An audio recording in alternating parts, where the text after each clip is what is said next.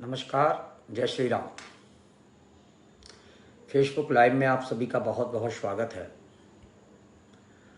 आज अखंड भारत स्मृति दिवस है और हम स्मृति दिवस को पूरे देश में राष्ट्रवादी विचार के लोग आज के दिन मनाते हैं। सामान्य तौर पर इस स्मृति दिवस का उद्देश्य 15 अगस्त 1947 को जो भारत का विभाजन हुआ, उस भारत के विभाजन से एक दिन पूर्व जो अखंड भारत था, उसकी स्मृतियां हमारे दिलों और दिमाग में शेष रहें, इसलिए मनाया जाता है। लेकिन ये जानना बहुत ज़रूरी है कि क्या भारत का विभाजन सिर्फ 15 अगस्त 1947 को ही हुआ या उससे पहले भी भारत के विभाजन लगातार होते रहे, और क्या हमारे स्मृति पटल पर सिर्फ भारत का पाकिस्तान के रूप में हुए विभाजन को ही याद रखना आवश्यक है या उन सारे विभाजनों को याद रखना आवश्यक है जो एक लंबे समय से भारतवर्ष का भाग रहे और जिनको धीरे धीरे समय पर आक्रांताओं ने अंग्रेज शासकों ने इस भारत से दूर करने का काम किया। लेकिन जो राज्य हमसे अलग हुए और जिनको हमसे पृथक किया गया, उनके पृथक होने के कारण क्या थे और उनको पृथक होने में इतनी आसानी क्यों हुई। हम देखेंगे कि द्वितीय विश्व युद्ध के बाद जब मित्र राष्ट्रों ने जर्मनी को दो हिस्सों में बांट दिया, तो वो पीड़ा वहाँ के दोनों तरफ के नागरिकों में थी, क्योंकि वो विभाजन जो था वो दोनों तरफ के नागरिकों की सहमति से नहीं था। दोनों जर्मनी को जो विभाजित किया गया, उस विभाजन में दोनों ओर के नागरिकों के मन में किसी भी प्रकार की कोई सहमति नहीं थी। वो जबरन विभाजन था, क्योंकि उनकी संस्कृति एक थी, उनका धर्म एक था। सिर्फ उनकी ताकत का, जो उनकी सैन्य ताकत थी, जो उनकी राष्ट्रीय सार्वभौमिकता की ताकत थी, जो जर्मनी की ताकत पूरी दुनिया को चुनौती देने की थी, उस ताकत को दूर करने के लिए, उस ताकत को समाप्त करने के लिए, उस ताकत को खत्म करने के लिए जर्मनी का विभाजन किया गया। इसलिए दोनों राष्ट्रों की जो जनता थी वो कहीं ना कहीं अपने दिमाग में इस बात को लेकर के चलती थी कि किसी भी प्रकार से हमारा एकीकरण होना चाहिए, क्योंकि वो सभ्यता से, संस्कृति से, धर्म से, बोलचाल से, भाषा से आपस में एक दूसरे के साथ जुड़े हुए थे। प्रश्न उठता है कि हमारे जो जितने विभाजन होते गए, आखिर ये विभाजन क्यों होते गए और इन विभाजन को करने वाली ताकतें कौन थी? क्यों हमारे ऊपर लगातार आक्रमण होते गए और इतने सारे विभाजन होने के बावजूद भी हमारे मन के अंदर, हमारे मनोभाव में ऐसी कोई टीस उत्पन्न क्यों नहीं होती कि वो सारे राष्ट्र जो आज हमसे दूर हो चुके हैं, चाहे वो अफगानिस्तान हो, चाहे वो पाकिस्तान हो, चाहे वो बांग्लादेश हो, चाहे वो भूटान हो, म्यांमार हो, श्रीलंका हो, वो हम में फिर से समाहित क्यों नहीं हो रहे? क्यों हम उनको अपने पास नहीं आने देना चाहते? क्यों उन राष्ट्रों में ऐसी ज्वाला नहीं धधक रही कि वो पुनः भारत से मिलना क्यों नहीं चाहते? जिन लोगों का उद्देश्य भारत का विभाजन करना था, वो निश्चित तौर पर इस जम्बू द्वीप में, इस पूरे अखंड भारत में जो भारतीय सनातन संस्कृति थी, उस सनातन संस्कृति को विध्वंस करने का उद्देश्य था कि भारत के पास, जैसे जर्मनी के पास जो सैन्य ताकत थी और जिसके कारण से जर्मनी पूरी दुनिया को चुनौती दे रहा था, ऐसे ही भारत के पास एक विचार की ताकत थी, भारत के पास एक संस्कृति की ताकत थी, भारत के पास पूरी दुनिया का विश्वगुरु बनने की जो ताकत थी, उस ताकत को ईसाईयत और मूसाईयत को मानने वाले लोगों के द्वारा समय समय पर आक्रमण करके, भारत भूमि पर कब्जा करके और भारत को बांट करके उसको कम करने का लगातार प्रयास किया गया। लेकिन हमारे मनोभाव में, हम जो बाकी का जो भारत बचा है, आज हम जिस भारत में रह रहे हैं, उस भारत के नागरिकों में जो भाव नहीं उत्पन्न हो रहा, उसके पीछे जो एक कारण रहा वो ये रहा कि उन्होंने भारत का विभाजन जबरन नहीं किया। उन्होंने भारत का विभाजन करने के लिए परिस्थितियों को उत्पन्न किया। उन्होंने भारत का विभाजन करने के लिए उन नागरिकों में एक उद्विग्नता जनक पैदा की जो लोग भारत में कभी रहते थे उनके मन के अंदर एक ऐसा भाव प्रकट किया कि उनका भारत से कोई लगाव ना रहे, भारत से एक दूरी रहे, भारत से के साथ वो अपनी सभ्यता और संस्कृति के साथ किसी प्रकार का मेल ना खाते हो। अब देखिए कि सबसे पहला अगर जो विभाजन इतिहास के पन्नों से अगर हम उठा करके देखेंगे, ईरान की बात तो 1930 ईरान की बात अगर हम करेंगे तो वो तो बहुत पुरानी बात हो जाएगी, 1378 की बात होगी जब ईरान भारत से अलग हुआ। अगर हम अफगानिस्तान से ही शुरुआत करते हैं तो अफगानिस्तान से जो हम शुरुआत करते हैं तो 1761 में अफगानिस्तान का विभाजन हुआ। अफगानिस्तान का विभाजन होने से पहले की अगर परिस्थितियों पर हम विचार करेंगे तो ये विचार करेंगे कि वहां बौद्ध धर्म का उत्पन्न होना से प्रारंभ हुआ। जब वहां बौद्ध धर्म के मतामली होना प्रारंभ हुए तब वो भारत भूमि से कटना प्रारंभ हुआ।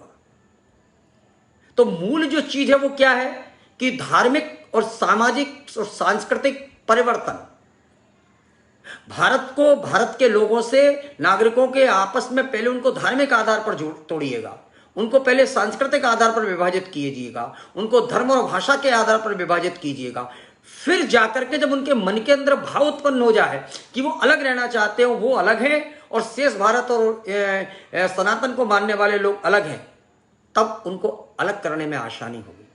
अफगानिस्तान को एक बफर स्टेट बनाया जाता है रूस और ब्रिटिश राज्य मिलकर के, लेकिन हमारे अंदर कोई पीड़ा नहीं होती। 1761 की बात है, ज्यादा पुरानी बात नहीं है। जो मुगलिया हुकूमत इस देश पर शासन कर रही थी, उस मुगलिया हुकूमत भी उस समय जो जितनी बची थी, अंग्रेजों ने करीब करीब राज अपना लिया था अंग्रेज, लेकिन वो जो मुगलिया हुकूमत जो बची थी, वो मुगलिया हुकूमत भी उस बात का विरोध नहीं करना चाहती थी कि अफगानिस्तान को क्यों अलग किया जा रहा है, इसको बफर स्टेट क्यों बनाया जा रहा है, ये भारत भूमि का राज्य है। लेकिन क्या हुआ, सबसे पहले वहां के नागरिकों का धार्मिक परिवर्तन हुआ, वो हिंदू से बौद्ध बने, उसके बाद पठान और उसके बाद फिर पूरी तरीके से बामियान की प्रतिमा, सबसे ऊंची प्रतिमा वहां बुद्ध की पाई गई, जैसे तालिबान के लोगों ने तोप से तोड़ा गया। एक अब दूसरी बात करिए, अब दूसरी बात हम करेंगे नेपाल। नेपाल निश्चित तौर पर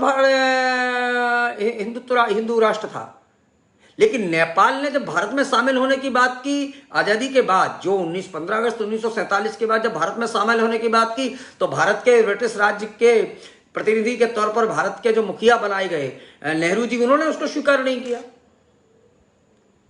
जबकि भाषा से, धर्म से, संस्कृति से, सारी चीजों से हमसे मेल खाते थे। इसीलिए नेपाल स्वतः आने को तैयार था, नेपाल ने स्वतः इस बात का प्रस्ताव भी रखा था, नेपाल के राजा भी ये चाहते थे, और इसीलिए पिछले 10 सालों तक यूपीए की सरकार से 2004 से पहले तक भारत के नेपाल के साथ कभी भी द्विदेशियों वाले संबंध नहीं रहे। भारत और नेपाल के मध्य में आवाजाही पर कोई रोक नहीं रही, भारत के नागरिकों और नेपाल के नागरिकों के मध्य में कोई विषमता नहीं रही। इवन हमारे यहाँ कई संस्थानों में, शैलाओं में, बहुत सारी जगह नेपाली नागरिक काम करते हैं, रोटी और बेटी का व्यवहार है हमारा।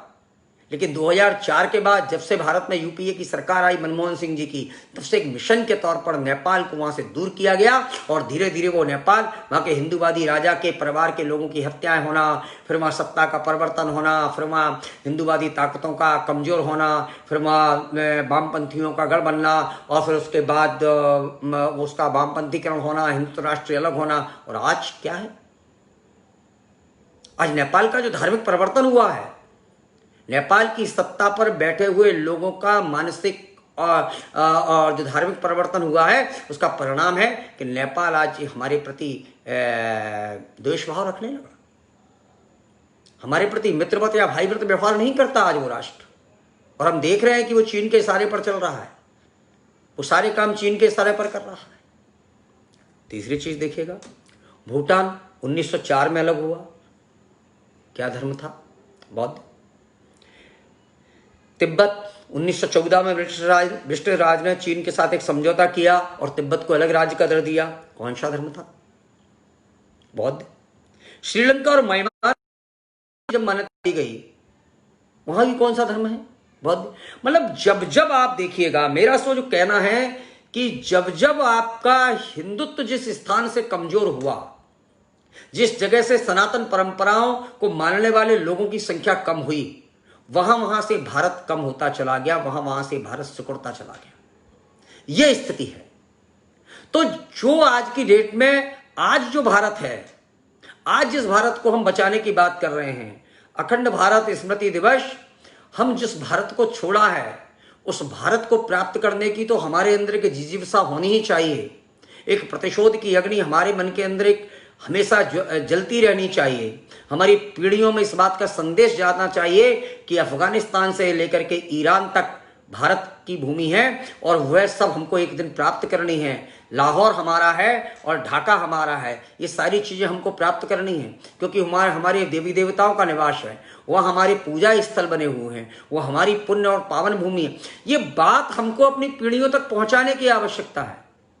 कब प्राप्त होगा ये एक अलग विषय है, लेकिन इस बात को अगर हम पहुंचाने का प्रयास करते रहेंगे तो आप ये विश्वास रखिएगा कि जो शेष बचा भारत है, जिस भारत में आज हम रह रहे हैं, उसको आप एकजुट बनाए रखेंगे, उसकी बात करते रहेंगे और उसको संप्रभु बनाए रखेंगे। वरना क्या होगा आप देखिएगा। आप बहुत खुश होते हैं कि इंदिरा जी ने पाकिस्तान का बंटवारा कर दिया, उसको बांग्लादेश, और आपको क्या मिला? पाकिस्तान का बंटवारा होने के बाद आपको क्या प्राप्त हुआ? क्या जो बंटवारा पाकिस्तान का हुआ, जो बांग्लादेश बना, क्या वो आप में शामिल हो गया? आज बांग्लादेश के कारण से पश्चिम बंगाल और असम की डेमोग्राफी चेंज हो रही है। जितना फोकस हमको पाकिस्तान की तरफ देते हैं, जितना फोकस शत्रु राष्ट्र के तौर पर मानते हैं, उतना फोकस हम बांग्लादेश की तरफ नहीं देते हैं। और बांग्लादेश के कारण से पूरे अवैध घुसपैठियों का जो आवागमन हो रहा है, वो कहां से हो रहा है, किस नीति के तहत हो रहा है? जिस नीति को पाकिस्तान हमारे प्रति अपनाता है, उसी नीति को बांग्लादेश भी हमारे प्रति अपनाता है। लेकिन क्या यह जरूरी था? आप देखिए कि हमने पाकिस्तान का बांग्लादेश के साथ विभाजन करा करके शेष बचे पाकिस्तान को सुखी कर दिया।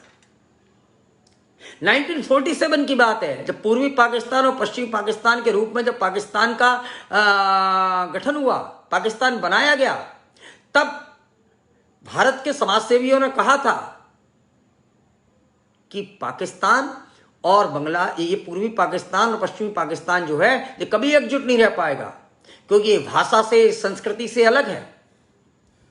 इसलिए इनका आज भले ही मुस्लिम राष्ट्र के रूप में इनका आप गठन कर दीजिएगा कि मुस्लिम बहुल देश है ये, लेकिन कल को इनको अलग होना है। और कल को इनको इसलिए अलग होना है क्योंकि इनकी भाषा और संस्कृति मेल नहीं खाती है। पश्चिम पाकिस्तान जो है वो अलग प्रकार की भाषा उर्दू को अपनाता है, और दूसरी और बांग्लादेश जो है वो बंगाल के साथ बंगाली भाषा का उसका है, वही उसकी संस्कृति है, बंगाली संस्कृति। उससे वह दूर आज भी नहीं हो पाया है। और उसी का कारण रहा कि बांग्लादेश के जो प्रधानमंत्री थे, उनको जाकर जो चुने गए प्रधानमंत्री थे बांग्लादेश के थे, चूंकि तो उनको शफीकुर रहमान नाम था शायद उनका, तो उनको पाकिस्तान में जब पाकिस्तान एकीकरण था, जब पाकिस्तान एकीकृत था, तब उनको प्रधानमंत्री पद की शपथ नहीं लेने दी गई। और उसी के बाद वो लौट करके बांग्लादेश आए, पूर्वी पाकिस्तान आए, वहां करके उन्होंने आंदोलन किया, पाकिस्तान से अलग होने की बात की, भाषा के नाम पर, संस्कृति के नाम पर। उन्होंने कहा कि हमारी भाषा और संस्कृति बनी रहेगी तभी हम एकजुट रहेंगे। तो भाषा और संस्कृति किसी राष्ट्र को जोड़ने के लिए कितनी आवश्यक है। हमारे जितने भी विघटन हुए भाषा और संस्कृति के नाम पर हुए। आप देखिए कि जो लोग भारत में, जो मुस्लिमों की बहुतायत थी, वो बाबर अपने साथ तो लेकर के नहीं आया था। जो भी लोग थे वो भारत के अंदर, जो मुसलमान थे, वो धर्म परिवर्तन करके बनाए गए इस देश के अंदर।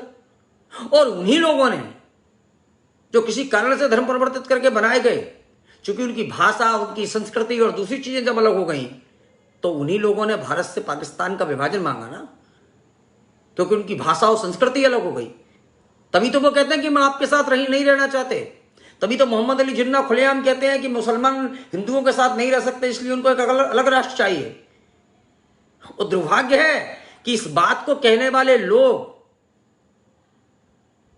अपने 4 लोग इस देश के अंदर फिर से छोड़ करके जाते हैं, और जो लोग कह रहे थे वो एक अलग राष्ट्र का निर्माण कर लेते हैं, और जो 4 लोग बचे होते हैं वो फिर से कहते हैं कि हम भाईचारे के साथ रहने को तैयार हैं, हम भाईचारे के साथ रहेंगे, और इस देश के संसाधनों पर हमारा अधिकार होना चाहिए, हमारा कब्जा होना चाहिए। तो जब पाकिस्तान का विभाजन मांगा गया था, तब जो बात कही गई थी, क्या वो बात निरर्थक थी, गलत थी? अगर भाईचारे के साथ ही रहने की बात थी, तो फिर पाकिस्तान का विभाजन क्यों, एक साथ आज भी रह सकते थे?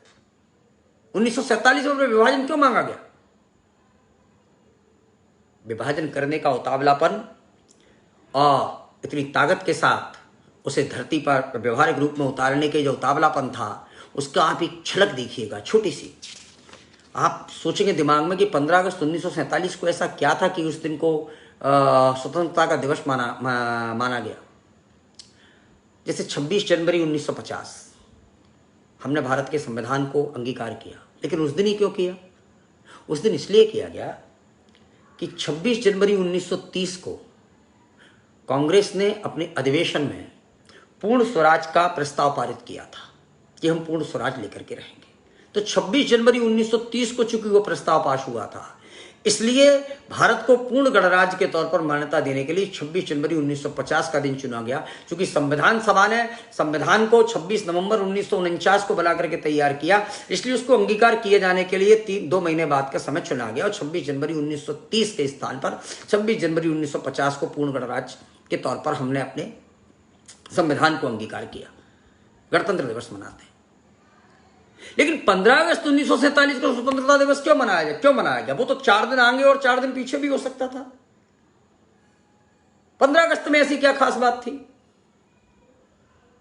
जब भारत और पाकिस्तान दोनों 15 अगस्त को अलग अलग हुए, दोनों का विभाजन 15 अगस्त को हुआ, इंडियन इंडिपेंडेंस एक्ट 1947 के माध्यम से, जो ब्रिटेन की संसद में पारित हुआ था, तो फिर पाकिस्तान 14 अगस्त को क्यों स्वतंत्रता दिवस मनाता है और भारत 15 अगस्त को क्यों मनाता है? जब दोनों देश एक ही दिन हुए तो दोनों को अलग अलग नहीं मनाना चाहिए ना, दोनों को एक ही दिन मनाना चाहिए।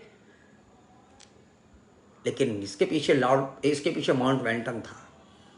एक्चुअली हुआ क्या है कि 15 अगस्त 1947 को जो भारत का स्वतंत्रता दिवस मनाया जाता है, उसके पीछे मुख्य कारण यह था कि 15 अगस्त 1945 को मित्र राष्ट्रों की सेना ने समर्पण किया था और 15 अगस्त 1945 को मित्र राष्ट्रों की सेना ने समर्पण किया था, इसलिए उस दिन को बहुत ऐतिहासिक दिन मनाने का जो बात था, बहुत ऐतिहासिक रूप से मनाए जाने के लिए उसको एक और फोकस दिया जाना था कि जिससे उसको लगे कि ये दिन बहुत बड़ा है। इसलिए उसी दिन को 15 अगस्त 1947 को इस विभाजन को कहा। पाकिस्तान 14 अगस्त को क्यों मनाता है? वो तो 14 अगस्त को स्वतंत्र नहीं हुआ। जब पाकिस्तान और भारत का विभाजन 15 अगस्त 1947 की रात में, 14 और 15 की रात को जब लिखा गया, तो 14 अगस्त को पाकिस्तान को क्यों मनाना? क्यों? क्योंकि मोहम्मद अली जिन्ना और जवाहरलाल नेहरू दोनों ये चाहते थे कि जब वो स्वतंत्रता का भाषण दें, स्वतंत्रता को अंगीकार करें और अपने प्रधानमंत्री और राष्ट्राध्यक्ष कायदे आजम बनने की जब घोषणा करें, तो जो वाइसराय था वो उनके साथ होना चाहिए। अब वाइसराय एक दोनों जगह कैसे जाए? तो उन्होंने कहा एक काम करो, आप एक दिन पहले मना लो, हम एक दिन बाद मना लेते। तो एक दिन पहले 14 अगस्त को वो वाइसराय उनके साथ गए, मोहम्मद अली जिन्ना के साथ, और एक दिन बाद नेहरू जी के साथ आकर खड़े हो गए। तो एक 14 अगस्त को मनाने लगा, एक 15 अगस्त को मनाने लगा। भारत विभाजन कैसे होगा? भारत विभाजन होगा, भारत का विभाजन पाकिस्तान और बांग्लादेश के रूप में, भारत का विभाजन भारत और पाकिस्तान के रूप में होगा। मुस्लिम राष्ट्र और हिंदू डोमिनियन कंट्री बनेंगे, ये तय हुआ। लेकिन वो निशान कहां से खींचा जाएगा, उसका नक्शा कैसे पास होगा? इसके लिए ना कांग्रेस से पूछा गया, ना मोहम्मद अली जिन्ना से पूछा गया, ना मुस्लिम लीग से पूछा गया। लंदन के एक वकील साहब को बुलाया गया, नाम था उनका सर सिरिल रेडक्लिफ, और सर सिरिल रेडक्लिफ को कहा गया कि आप एक काम करिए, इस भारत और पाकिस्तान का, इसको 2 राष्ट्रों में बांट दीजिए, इस पूरे नक्शे को। उन्होंने कहा मैं कैसे कर सकता हूं?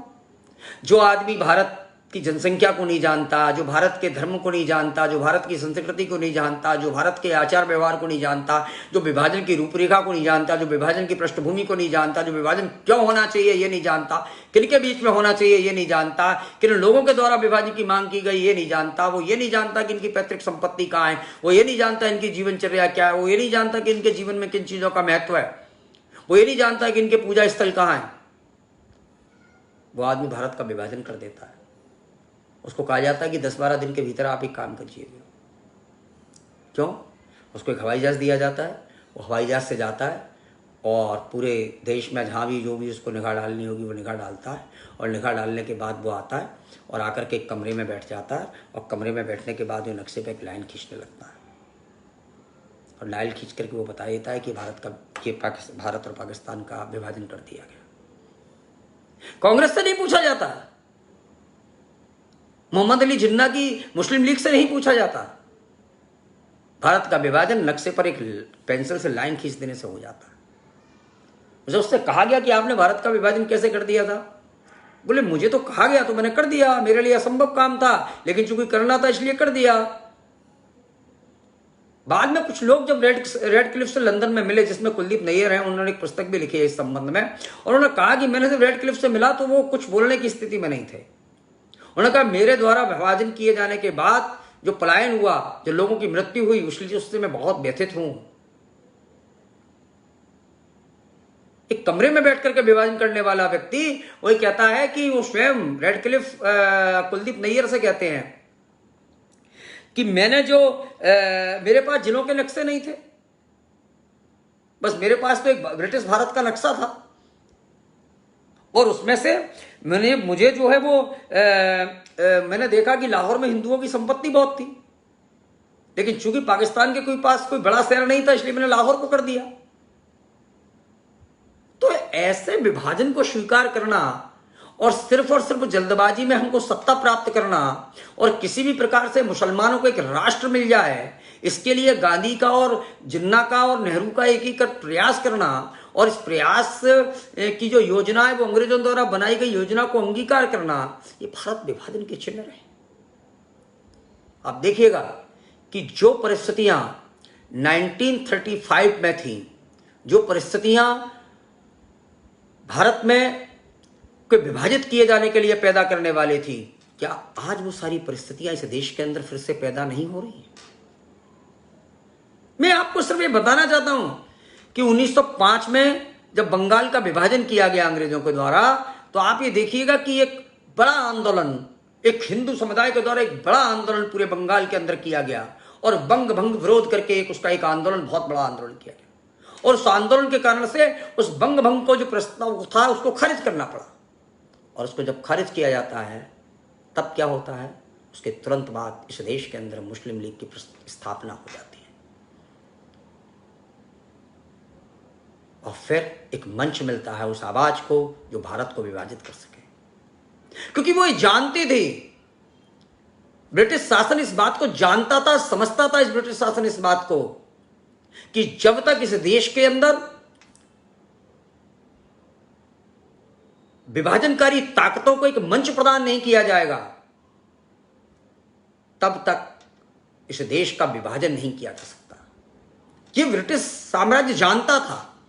उसने अपनी नीति को पूर्ण करने के लिए कि भारत में एक ऐसे राज्य, ऐसे संगठन की स्थापना की जाए, उसकी जो बात अंग्रेजों की करे लगे स्वदेशी, उसके लिए तो उसने कांग्रेस की स्थापना 1885 में उनके माध्यम से करा दी। लेकिन अब वो एक विभाजन करना चाहता था, एक पीस देना चाहता था, क्योंकि मुगलिया सल्तनत से जो राज्य का स्थानांतरण हुआ था, कब्जा जो स्थानांतरित हुआ था, वो ब्रिटिश साम्राज्य के पास गया, और ब्रिटिश साम्राज्य के खिलाफ जो आक्रोश खड़ा हुआ, वो 1857 से ब्रिटिश साम्राज्य का जो आक्रोश था, वो हिंदूवादी राष्ट्रवादी ताकतों ने उसको अपने हाथ में लिया और वो आगे बढ़ रहा था। तो एक ऐसा मंच जो उत्पन्न करना जो विभेद पैदा करे, और वहीं से लगातार वो परिस्थितियां पैदा की जाने लगी, जिन परिस्थितियों में कभी अल्पसंख्यकों का दर्जा दिया जाना, कभी 1935 में मुस्लिम लीग का ये कहना कि जिन जगह मुसलमान बहुतायत में हैं उन राज्यों को मुस्लिम राज्य घोषित किया जाए, और जिन जगह मुसलमान कम ताकत में हैं उस स्थान को में मुस्लिमों को अल्पसंख्यक का दर्जा देकर के उनको विशेष रियायतें दी जाए। ऐसा मुस्लिम लीग का प्रस्ताव है। डॉक्टर अंबेडकर ने अपनी किताब भारत पाकिस्तान विभाजन में इस बात को लिखा, उनके प्रस्ताव को। 5 प्रकार के प्रस्ताव थे मुस्लिम लीग के। तो वो सारी चीजें भी आज भी हैं। 1946 की डायरेक्ट एक्शन डे का जो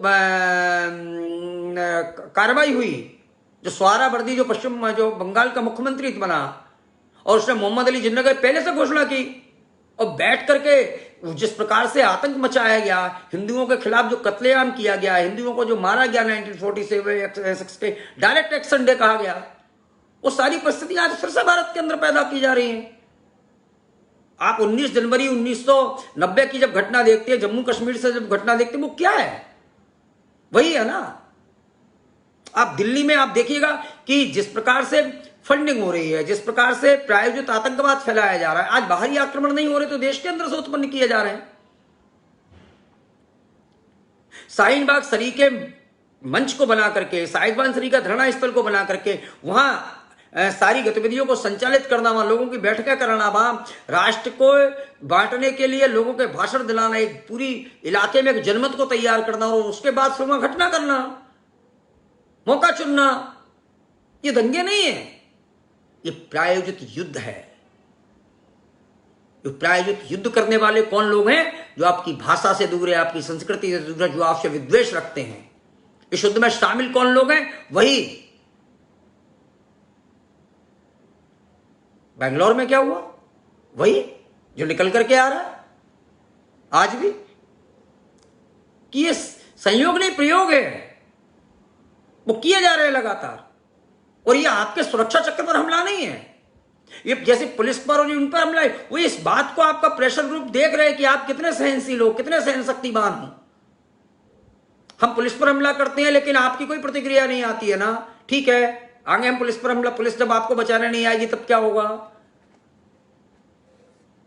सारे लोग, कुछ लोग इकट्ठे करते हैं, कुछ लोग हमला करते हैं, कुछ लोग वीडियो बनाते हैं, कुछ लोग उसको सोशल मीडिया पर डालते हैं, कुछ बताते हैं कि हिंदू क्या नाम है, मंदिरों को बचाने के लिए किस प्रकार से लोग आगे आए। मंदिर को खतरा किससे था भाई? हिंदू थोड़ी हमला कर रहे थे वहां। जिस प्रकार से अखबारों में आ रहा है, जिस प्रकार से कर्नाटक के मंत्री का सारा प्रायोजित था। तो ये जो परिस्थितियां फिर से बन रही है इस देश के अंदर, ये हमको सचेत करने की आवश्यकता है, अपनी पीढ़ी को सचेत करने की आवश्यकता है कि ये जो बनने जा रहा है ये भी सहनशील नहीं है।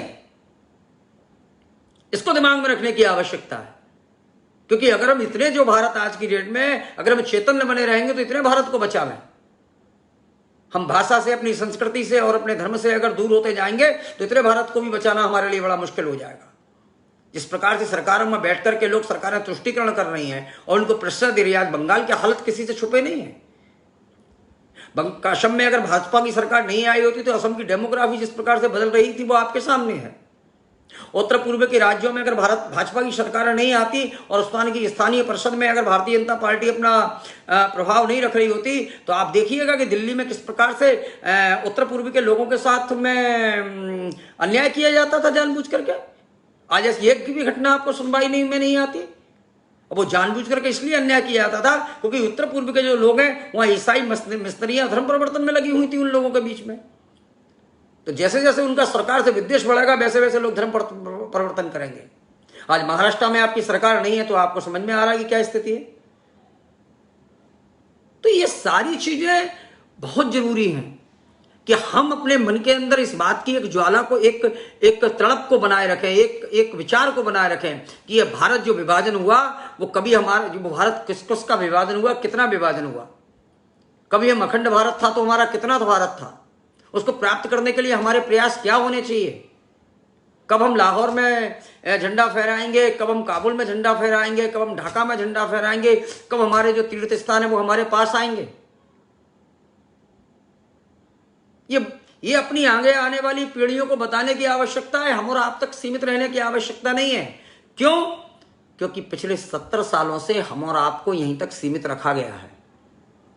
पिछले 70 सालों से हमको ये बताया गया है कि हमको स्वतंत्रता प्राप्त हुई है। 70 सालों से हमारे सामने स्वतंत्रता को प्रस्तुत किया गया है, जबकि विभाजन को प्रस्तुत नहीं किया गया कि हमारा विभाजन किया गया है। 1.5 करोड़ से ज्यादा लोगों ने पलायन किया, 30 लाख से ज्यादा लोग उस पलायन में मारे गए। पाकिस्तान से ट्रेन भरी आती थी, लोगों के कत्ल की हुई, खून से लथपथ। कौन था जिम्मेदार उनका? क्यों नहीं सुरक्षा दे पाई? भारत के हिंदू राष्ट्र, ब्रिटिश शासन के द्वारा भारत को हिंदू डोमिनियन कंट्री घोषित किए जाने के बावजूद भी भारत को हिंदू राष्ट्र नहीं बनाया गया। भारत के को हिंदू राष्ट्र नहीं घोषित करने वाली कौन ताकतें थी? क्यों नहीं किया गया? क्यों भारत सदैव मिला जुला संस्कृति वाला रहेगा? भारत कभी मिली जुली संस्कृति वाला देश नहीं रहा। भारत तो सिर्फ और सिर्फ हिंदुत्व और सनातन की परंपरा को आगे बढ़ाने वाला और उसको मानने वाला देश रहा है। और उस हिंदुत्व की और सनातन की परंपरा को आगे बढ़ाने और मानने में ही बाकी सबको अंगीकार करने का विचार है। और उस विचार के साथ हम सबको अंगीकार करते हैं, उनको संरक्षण देते हैं, लेकिन उनको अपने ऊपर हावी होने देने का बात नहीं है। कोई हमारे पास आएगा, उसकी सुरक्षा करनी हमारी जिम्मेदारी है, लेकिन उसको अपने घर की चाबी देना हमारी जिम्मेदारी नहीं है। इस विचार को दिमाग में रखिएगा कि हम हैं, इसलिए हम सबके साथ रह रहे हैं। जहां हम नहीं रहेंगे तो हमको कोई अपने साथ रहने की स्थिति में नहीं होगा। हमारा बना रहना जरूरी है, क्योंकि हम ही हैं जो दुनिया में शांति की बात करते हैं, विश्व के कल्याण की बात करते हैं, वसुधैव कुटुंबकम की बात करते हैं। इसलिए हमारा बना रहना दुनिया के बने रहने के लिए बहुत जरूरी है। हमारे ताकतवर बने रहने से दुनिया में शांति बनी रहेगी, इस बात का हम विश्वास दिलाते हैं। हम आपस में नहीं लड़ते, हिंदुत्व वाली संस्कृति कभी आपस में नहीं लड़ती। हम तो सिर्फ आक्रमणों को झेलने की स्थिति में हैं। हमने उतने ही प्रतिकार किया जितने हमारी रक्षा के लिए आवश्यक रहे हैं। हमने कभी विस्तारवादी नीतियां नहीं अपनाई, लेकिन मुझे लगता है कि आज भारत की सरकार को अपनी विस्तारवादी नीतियों की तरफ बढ़ना चाहिए, क्योंकि जब आपका विस्तारवादी की नीति बनी रहेगी, भले ही आप सफल ना हो, लेकिन आप जीवंत कहलाएंगे। आपके मन के अंदर एक आगे बढ़ने की प्रेरणा रहेगी जो आपको अपनी सीमाओं को सुरक्षित रखने की ताकत देती है। आपको अखंड भारत स्मृति दिवस हम सबके जहन में बना रहे, और ये भी जहन में बना रहे कि हम कब कब बटे, क्यों बटे और कितने बटे, और कब उस बंटवारे को हम निष्फल करके, उस सीमा रेखाओं को तोड़ करके फिर से एक होंगे, ऐसा भाव हमारे मन के अंदर बना रहे। दीनदयाल जी उपाध्याय ने इस संबंध में कहा है कि अखंड भारत एक विचार न होकर विचार पूर्वक किया हुआ संकल्प है। कुछ लोग विभाजन की पत्थर रेखा को मानते हैं, उनका ऐसी दृष्टिकोण सर्वथा अनुचित है। मन में मातृभूमि के प्रति उत्कृष्ट भक्ति न होने का वह परिचायक है।